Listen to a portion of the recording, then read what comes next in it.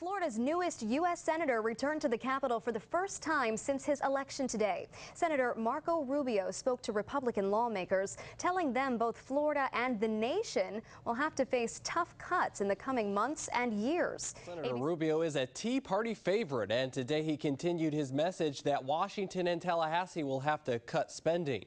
Rubio says he's afraid of what the $1.5 trillion federal deficit will do to the nation. He says the debt will hurt America's standing in the long run. Speaking to Republicans in the Florida House this morning, Rubio said reform will have to be made to Medicare and Social Security. My mom is 80 years old. She is a beneficiary of both programs. I cannot imagine what life would be like for her if those programs didn't exist. But I'm also here to tell you those programs will not exist by the time I retire. They certainly will not exist by the time your children retire. They will bankrupt themselves and ultimately bankrupt our country.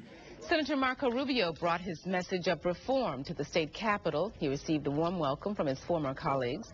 The senator criticized the federal government's spending pattern, blaming both political parties for the problem. He says that growing debt will threaten the country's future prosperity.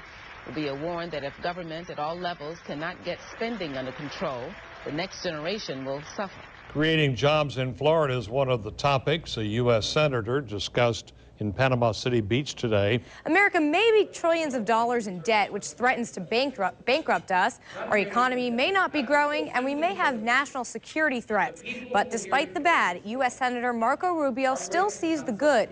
While addressing these issues, Rubio reminded the crowd of the unique country we live in and how we have to fight to maintain America's presence in the world. Jobs are not created by our government or by our politicians. They're created by the people that are in this room who took a risk in building business, and because they did, people now have jobs. They're the ones that are being crushed by what's happening in Washington today.